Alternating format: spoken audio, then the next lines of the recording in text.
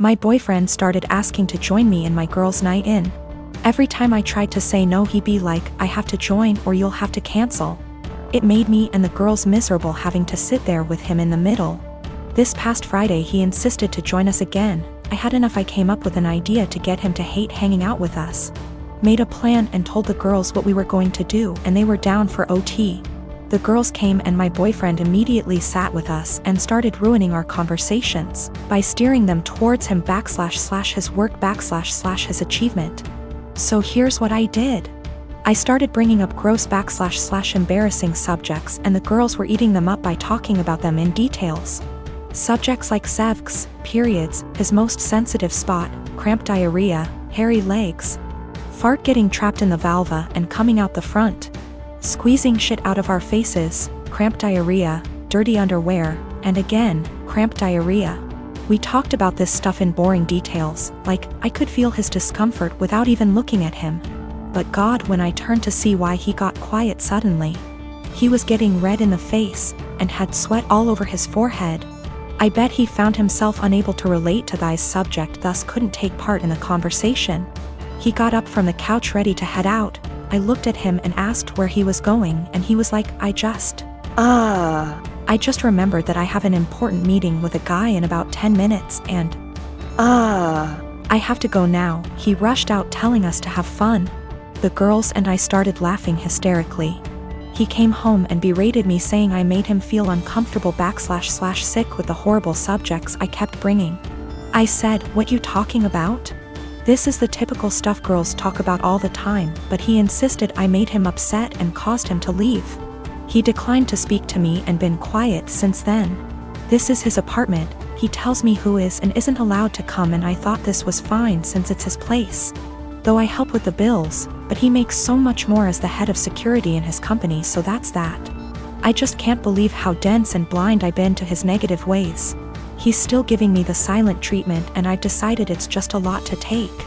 And so I'm temporarily moving in with one of the girls and will now be definitely reconsidering few things. I am expecting my first daughter with my husband in September. I grew up in a moderately religious household with pretty strictly defined gender roles. As in, since I was a girl, I had chores around the house while my younger brother did not have to do anything. I don't talk to my parents for a variety of reasons, going on year 5 now, so they do not know I am pregnant. Both my aunts and grandparents were very supportive of me leaving my household, and as such have been my main family. Being 6 months pregnant now, people have started to give gifts, and I am very grateful for them. We have decided that we don't want our daughter to be surrounded by pink everything with only girl things. So we have made a conscious effort to include traditionally boy outfits and toys like dinosaurs and cars. We have told people that any gender items would be accepted, and if it's getting too much pink, we have gone out to balance a bit.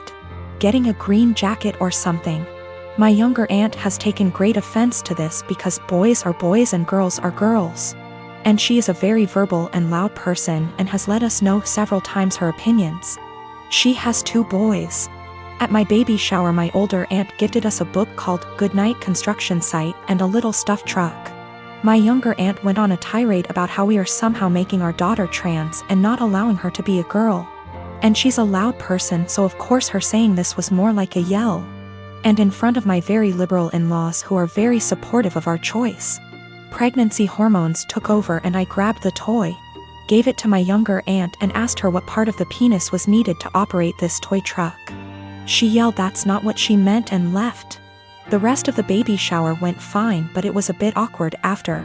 Since then she has been blowing up Facebook, where a bunch of people agree with her that I am making my daughter trans, and have been telling me that I was an asshole. The rest of my think what we are doing is fine, but that I shouldn't have handled it that way. I do not care if she ends up loving pink and unicorns etc, we will get her them then. I just was trying to balance out the sheer amount of pink items we were getting from friends and family. Almost every single gift has been heavily pink or girl influenced.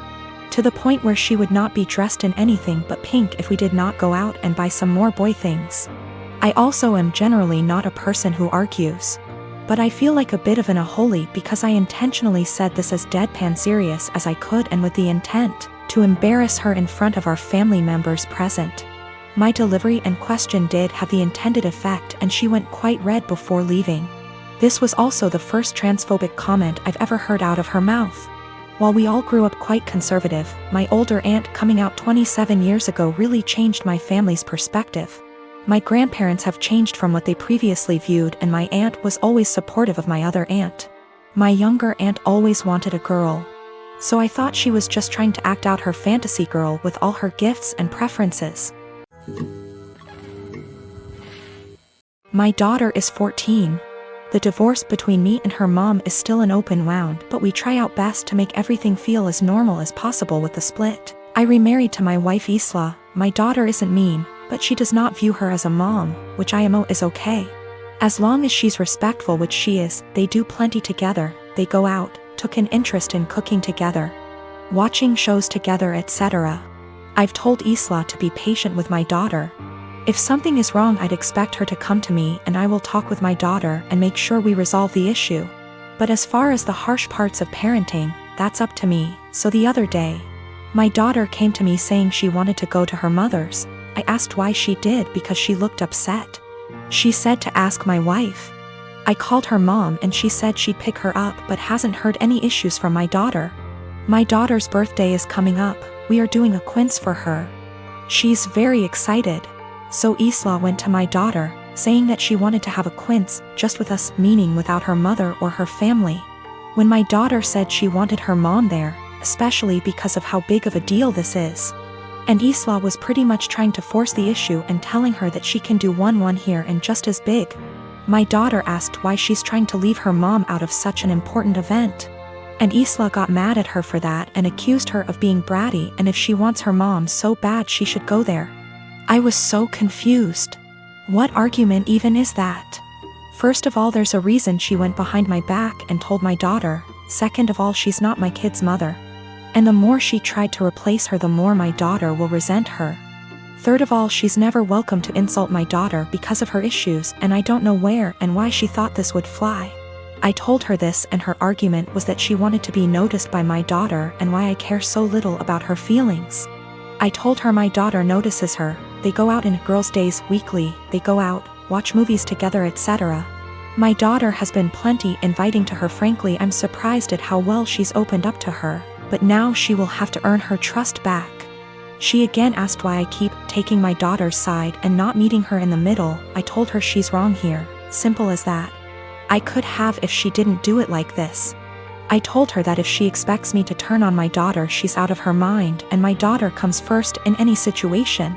She started crying and accused me and saying she's in second place, to which I confirmed. I would never want her to put me over a kid. She left and now isn't speaking to me.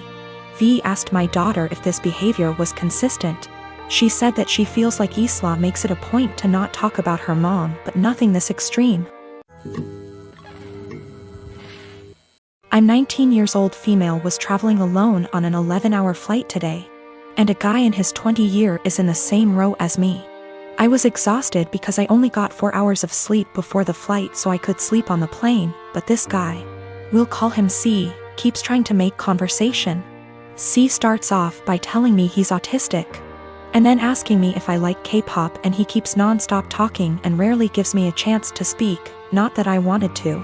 I tried to be polite because I have ADHD and I understand how social cues are difficult, so he probably can't tell I'm not in the mood.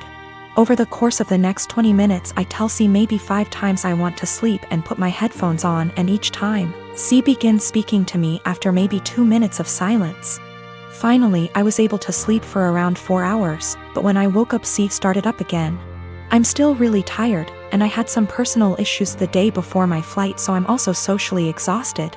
But I let him talk for a bit before I start watching a show on my phone. I tell him maybe 5 separate times that I'm trying to watch a show, and that I'm not interested in talking to him right now, but maybe later. C still keeps trying to talk to me, and when I snap a bit and tell him I'm getting a bit annoyed, he goes into a full-on self-hating, "I'm so sorry, I'm horrible, God, I'm just gonna shut up now," rant. And I feel bad because I should have been nicer to him, and I can understand emotions being too strong and spiraling. I tell C that it's okay, and I just want some time to myself as I'm not the chattiest person, but maybe later we can talk. I put my headphones on and watched my show, but C kept trying to speak to me, but this time I ignored him. Which was honestly a shitty move from me, but I just didn't have the energy at this point to interact with him. This was the wrong move, as he moved to get out of the row and stood in the aisle and began yelling at me. I didn't catch everything he said, but it was along the lines of, why can't women believe not all men are bad? Some men are on your side. I'm a nice guy, why are you ignoring me? He storms off to the bathroom and I take that chance to ask a flight attendant if I can change my seat because he really freaked me out, and I didn't want to have a panic attack on a plane. The flight attendants were amazing and got my stuff and moved me far away from him. I feel like I'm TA because he does have autism and I could have been more patient maybe, and ignoring him was a shit thing to do.